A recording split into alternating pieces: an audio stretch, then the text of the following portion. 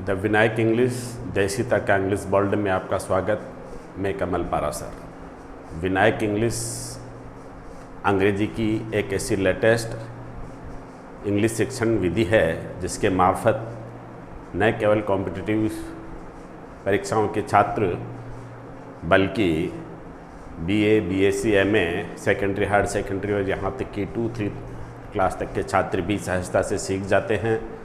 इस जादुई तकनीक का महत्व केवल यह है कि इसमें तनिक भी ट्रेडिशनल इंग्लिश के नियम का इसमें उल्लेख नहीं है।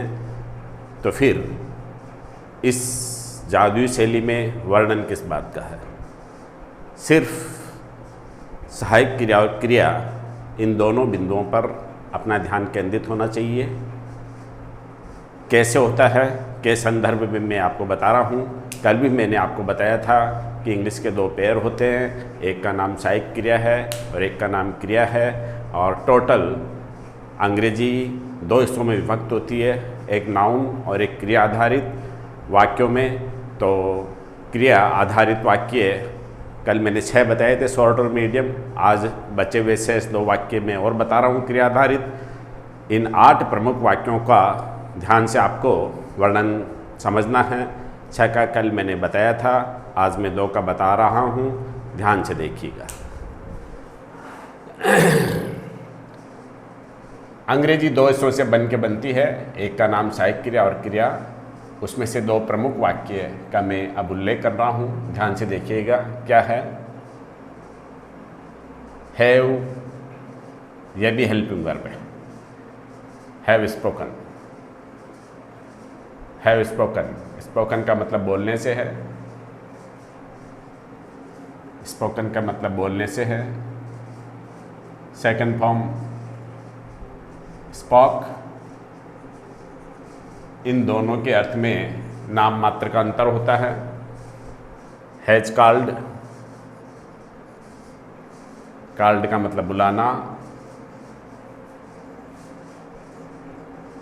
हैज कॉल्ड बुलाना। सेकंड फॉर्म हो गई इसका called. Have taken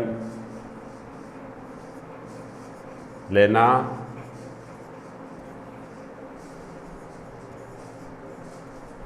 second form टुक। ये दोनों प्रकार के शॉर्ट मीडियम का मैं आपको रियाज करा रहा हूँ। प्रयास करके समझने की कोशिश करें। इन दोनों के हिंदी भावार्थ में नाम मात्र का अंतर होता है। सेकंड फॉर्म, ये सब सेकंड फॉर्म हैं।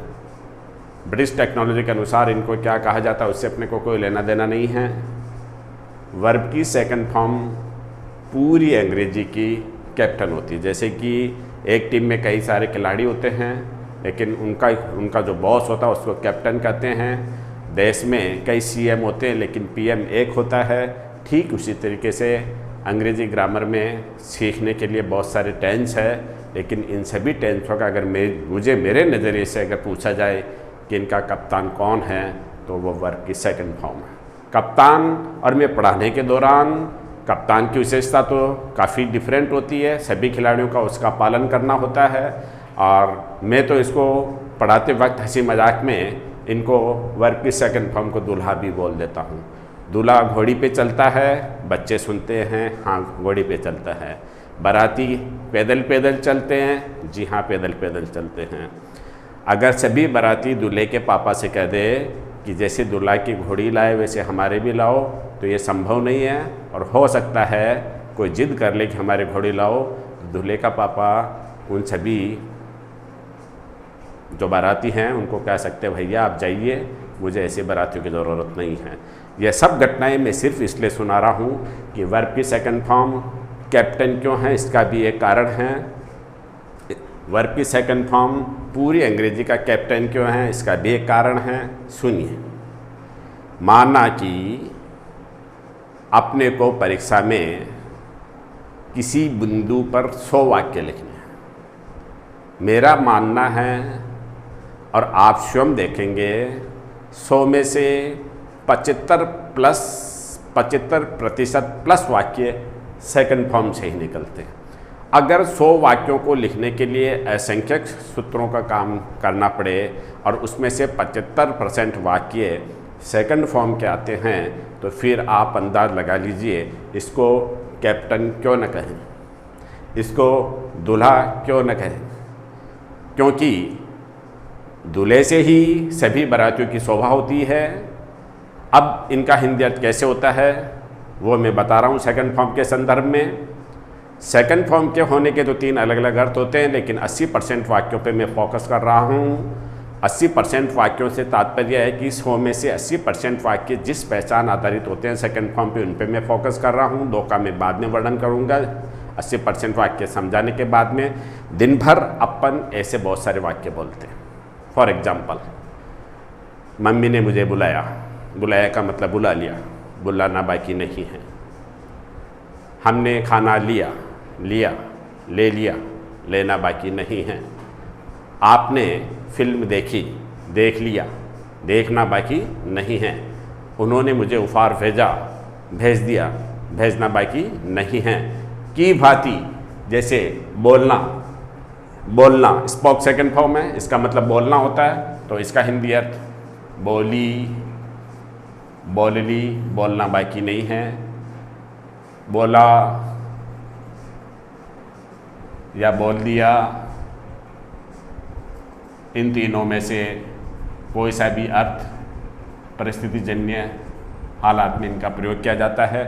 100 में से 80% वाक्य इसी पहचान आधारित होते हैं। बोली मतलब बोल ली, बोलना बाकी नहीं है। कॉल्ड बुलाना, बुलाया, बुलाया सेकंड फॉर्म बुलाया, बुला लिया, बुलाना बाकी नहीं है। या बुलाई,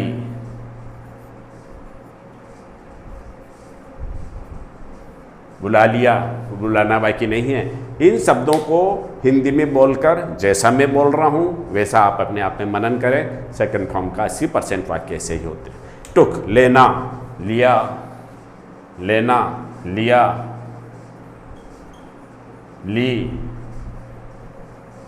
ले ली, लेना बाकी नहीं है।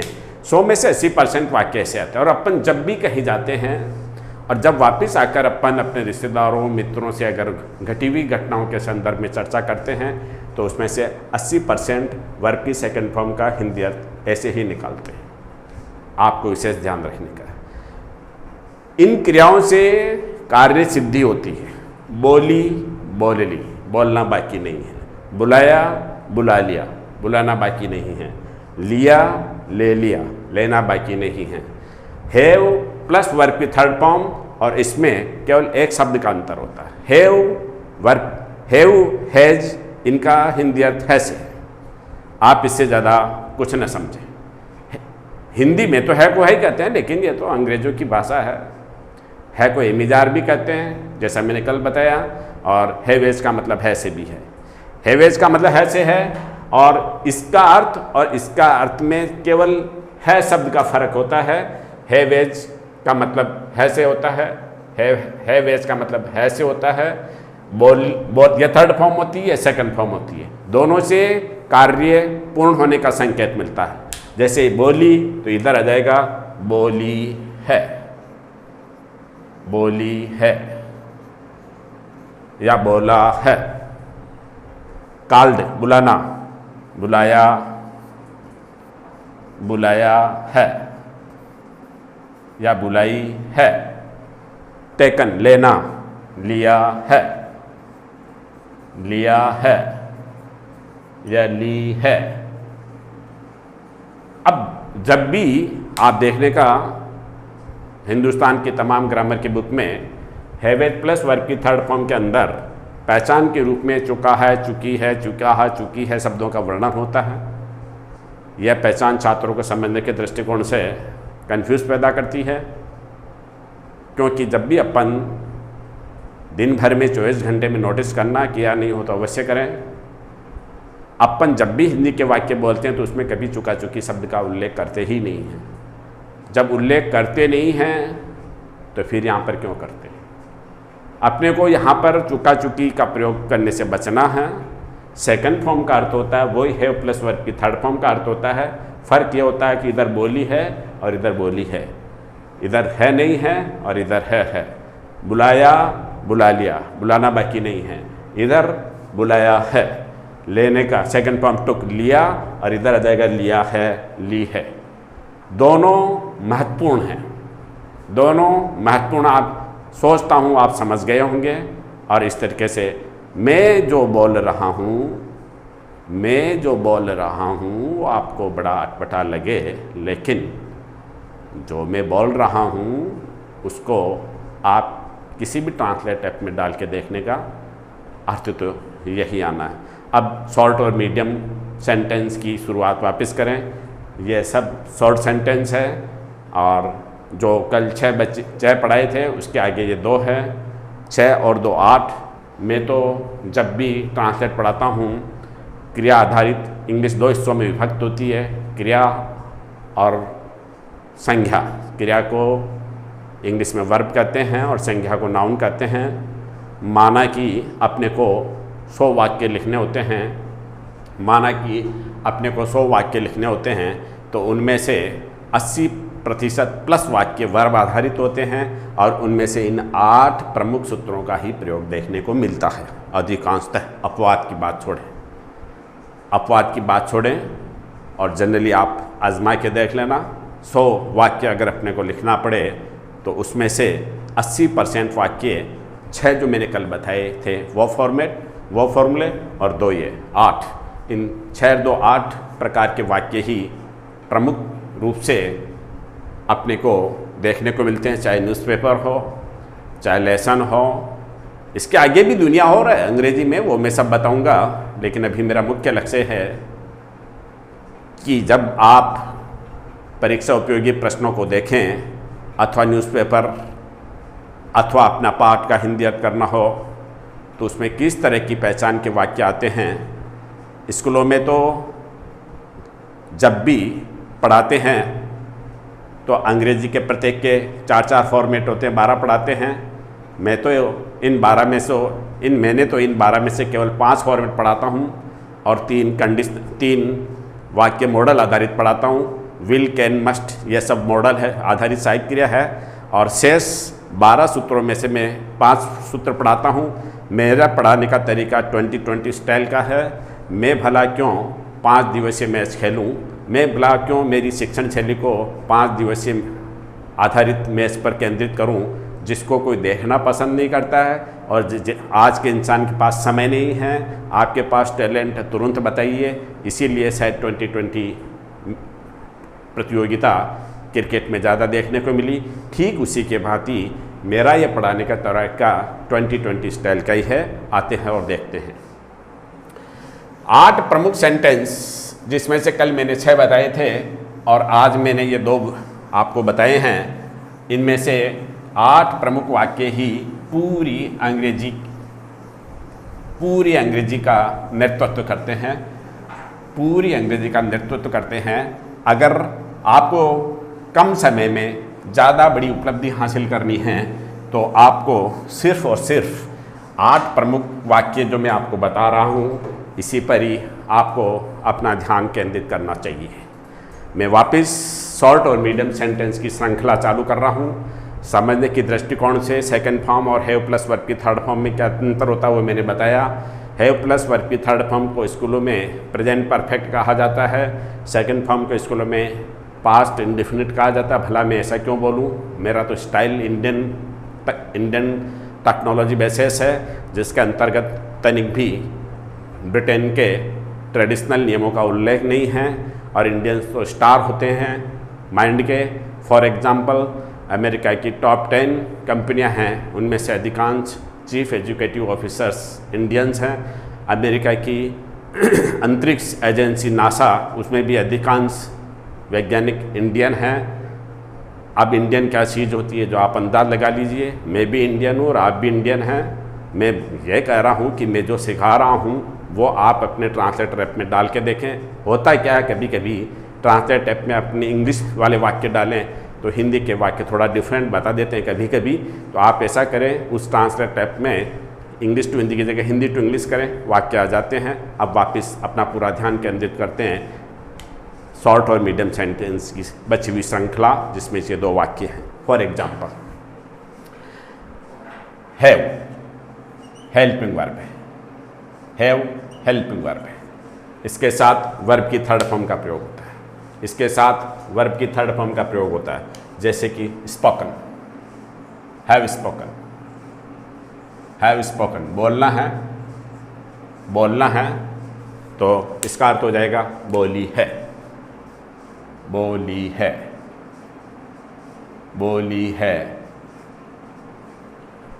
या बोल दिया है, या बोला है, बोल दिया, बोलना बाकी नहीं है। ठीक, सेकंड फॉर्म बोलने की, सेकंड फॉर्म बोलने की स्पॉक, SPOK, स्पॉक, स्पोक का सेकंड फॉर्म हिंदी अर्थ हो गया बोली, बोली, बोल दी, बोलना बाकी नहीं है।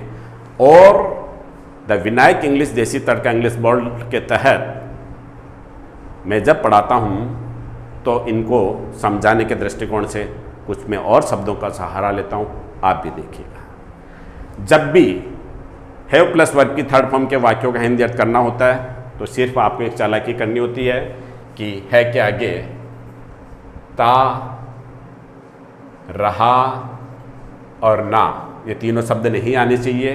ये तीनों शब्द नहीं आएंगे तो ऑटोमेटिकली शब्द यही निकल के आएगा, है के आगे ता, यानी कि यहाँ पे ता नहीं आना चाहिए, यहाँ पे ता नहीं आना चाहिए, और यहाँ पे रा भी नहीं आना चाहिए, और यहाँ पे ना भी नहीं आना चाहिए। है कि ठीक है कि विशेष ध्यान दें, है के आगे ता, रहा और ना नहीं आएगा, वही आंसर है प्लस वर्ब की थर्ड फॉर्म से निकलेगा। उसके अलावा सेकंड फॉर्म जिसको मैंने दूल्हा बताया है, सेकंड फॉर्म जिसको मैंने दूल्हा बताया है, इसका मैं जब हिंदी अर्थ बताता हूँ, हिंदी अर्थ ट्रांसलेशन करना बताता हूँ, तो हिंदी के नज़रिए से इसका, या तो अभी मैं इंग्लिश टू हिंदी बता रहा हूँ, जब मैं आपको हिंदी टू इंग्लिश बताऊँगा तब सेकंड फॉर्म को मैं कैसे इंट्रोड्यूस करता हूँ, के संदर्भ में मैं अभी समझा देता हूँ, ताकि आपको सेकंड फॉर्म का हिंदी अर्थ समझने में और आसानी रहे। हिंदी टू इंग्लिश जब भी अपन अनुवाद करते हैं तो वाक्य की पहचान हिंदी के वाक्य के एंड में मिलती है। पहचान से मतलब टेंस की पहचान।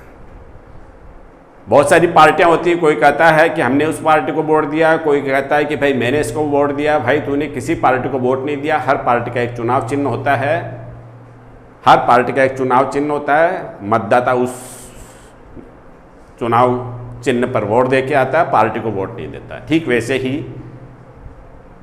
हिंदी के अंदर वर्तमान काल का चुनाव चिन्ह है, भूतकाल का चुनाव चिन्ह था है, भविष्यकाल का चुनाव चिन्ह गा है। ये तीनों शब्द जब हिंदी के वाक्य के एंड में नहीं मिले तो आप समझ जाओ ये 80% वाक्य की पहचान है वर्ब की सेकंड फॉर्म। देखो बोली, यहाँ पर न तो आपको है मिल रहा है, न यहाँ पे आपको था मिल रहा है, न आपको यहाँ पे गा मिल रहा है। अब समस्या आ गई कि है क्या है। यह चुनाव चिन्ह है वर्तमान काल का, है चुनाव चिन्ह है वर्तमान काल का, था चुनाव चिन्ह है भूतकाल का, गा चुनाव चिन्ह है भविष्यकाल का।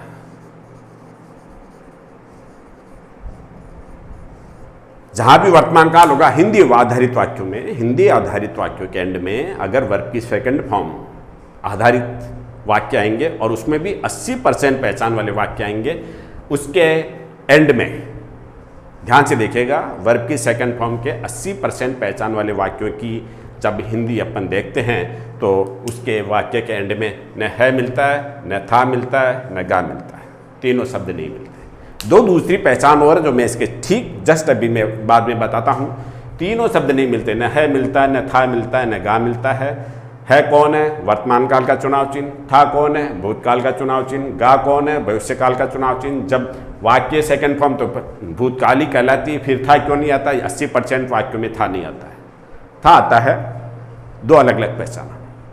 अब 80% वाक्य आधारित शब्दों का चलन ट्रांसलेट में ज़्यादा देखा गया है, इसलिए मैं 80% पहचान आधारित वाक्यों का ही मैं विश्लेषण करके बता रहा हूँ। इसके अलावा दो अलग अलग पहचान और होती है इसकी, वो क्या होती है जो देखिएगा। अब मैं जब समझाता हूं तब मैंने आपको बोला था कि सेकंड फॉर्म पूरी अंग्रेजी की कैप्टन होती है। कैप्टन और दूल्हे की पहचान आम जन से थोड़ी हट के होती है। ठीक वैसे सेकंड फॉर्म कहती है कि जब मुझे कैप्टन ही बनाया, हंसी मजाक के तौर पे समझाने के दृष्टिकोण से मैं मेरे छात्रों से ऐसे ही संवाद स्थापित करता हूँ।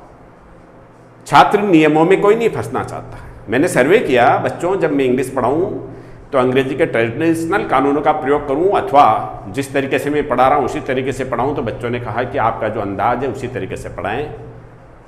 उसी के आधार पे मैं आपको बता रहा हूँ। सेकंड फॉर्म के हिंदी अनुवाद के एंड में, क्योंकि ये तो कैप्टन है और दूल्हा है, ये सेकंड फॉर्म, तो यहाँ पे ये बोलता है कि भाई मेरी पहचान दुनिया से अलग होनी चाहिए। इसलिए हिंदी वाक्यों के अंत में विनायक इंग्लिश देसी तड़का इंग्लिश बोल्ड में जब मैं हिंदी टू इंग्लिश वाक्य सिखाता हूँ तो उसके हिंदी वाक्य के एंड में 3 क्रॉस मिलते हैं। वो 3 क्रॉस इस बात के हैं कि एक तो यहाँ पे है नहीं है, एक तो यहाँ पे है नहीं है, और एक यहाँ पे था नहीं है, एक यहाँ पे गा नहीं है। ये तीनों शब्द नहीं मिले तो आप समझ जाओ ये सेकंड फॉर्म का वाक्य है। और है प्रतिनिधित्व करता वर्तमान काल का, था प्रतिनिधित्व करता भूतकाल का, गा प्रतिनिधित्व करता भविष्यकाल का। तीनों शब्द नहीं मिलते हैं। कैप्टन है, राजा है, राजा की पहचान, दूल्हे की पहचान, कैप्टन की पहचान आम जन से अलग होती है। इसलिए सेकंड फॉर्म के वाक्य के हिंदी अनुवाद के एंड में इन तीनों शब्दों का हिंदी अनुवाद नहीं होता है। आगे समझते हैं। ये सब शॉर्ट सेंटेंस हो गए, ये सब शॉर्ट सेंटेंस हो गए। अब मीडियम सेंटेंस की बात करते हैं। शॉर्ट में हेल्पिंग और वर्ब होती है। शॉर्ट सेंटेंस में हेल्पिंग और वर्ब होती है। हेल्पिंग वर्ब का मुख्य लक्ष्य होता है वर्ब की सहायता करना।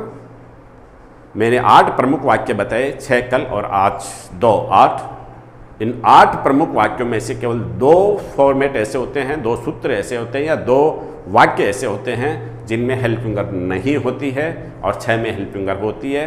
कल जो मैंने 6 वाक्य बताए थे उसमें से फर्स्ट फॉर्म में हेल्पिंग वर्ब नहीं होती है। आज जो मैं 2 बता रहा हूँ उसमें सेकंड फॉर्म में हेल्पिंग वर्ब नहीं होती है। नेगेटिव और प्रश्नवाचक में तो हेल्पिंग वर्ब आएगी, कब आएगी, कैसे आएगी, तब देखा जाएगा। आज तो अपन सीधे सीधे सिंपल वाक्य पढ़ रहे हैं जिनको ब्रिटिश टेक्नोलॉजी के नियमों के अनुसार इनको एजर्टिव वाक्य कहा जाता है। अपने को उससे कोई लेना देना नहीं है, सीधी सीधी बात है, सिंपल वाक्य है। अब अपन ये तो शॉर्ट सेंटेंस हो गए। अब मीडियम सेंटेंस पढ़ते हैं कि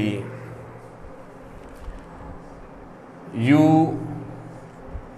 have spoken English, you have spoken English, you spoke English.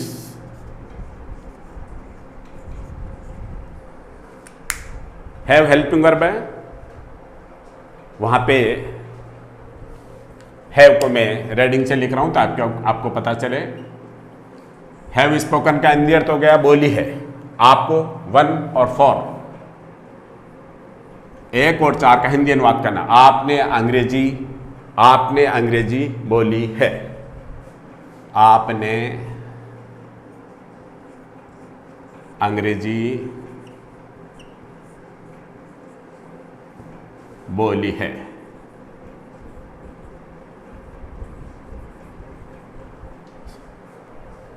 क्योंकि इसमें हेल्पिंग वर्ब नहीं है सेकंड फॉर्म में, इसलिए यहां पे 1 और 3 का प्रयोग करेंगे। आपने अंग्रेजी बोली।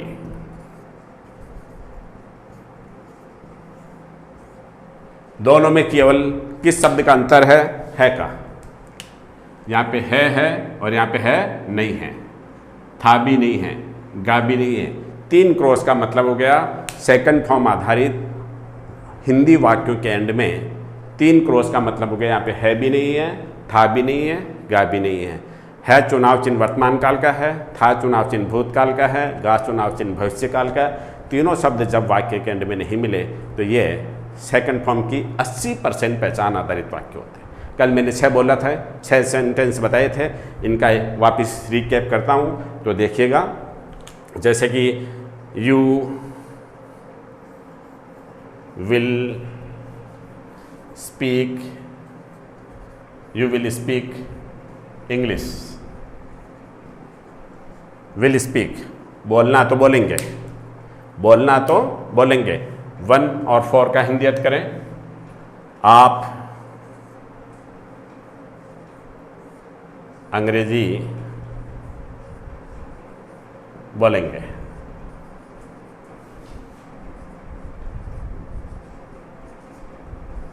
You will speak English. 1 for will speak, कल मैंने बताया था ना, ये 2 के साथ में बाकी 6 कभी मैं वापस आपको वर्णन करके बता रहा हूँ। विल स्पीक बोलेंगे। 1 फॉर का हिंदी अर्थ हो गया आप अंग्रेजी बोलेंगे। अब विल की जगह यहाँ पे लगा देते हैं can. Can, can helping verb हो गई। कैन का मतलब होता है, कैन स्पीक का मतलब बोल सकते हैं, तो यहाँ पे हो जाएगा 1 फॉर का हिंदी अर्थ आप अंग्रेजी बोल, आप अंग्रेजी बोल, आप अंग्रेजी बोल सकते हैं।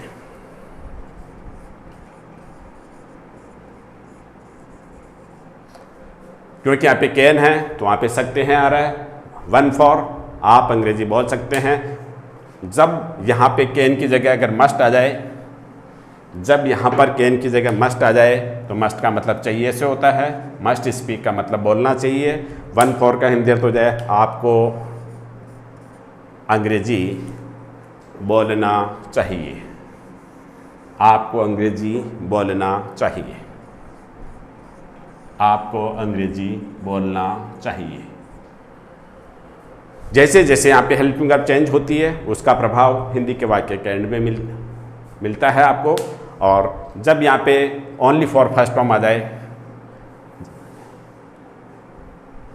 जब यहाँ पे ओनली फॉर फर्स्ट फॉर्म आ जाए तो फर्स्ट फॉर्म में हमेशा ते लगता है। बोलना तो बोलते हैं, फेंकना तो फेंकते हैं।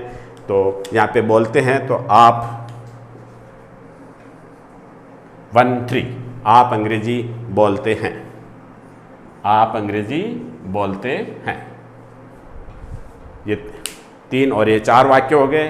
अब यहाँ पर हेल्पिंग वर्ब आगे आर, एम इज आर को हिंदी में है कहते हैं। वर्ब की फर्स्ट फॉर्म में आईएनजी लगता है। आईएनजी का मतलब मैंने कल बताया था, रहर ही।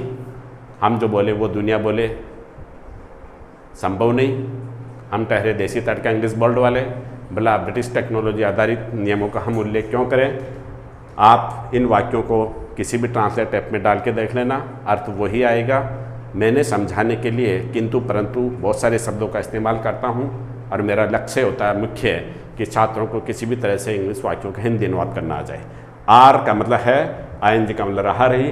1 फॉर आप अंग्रेजी बोल, आप अंग्रेजी बोल रहे हैं, आप अंग्रेजी बोल रहे हैं।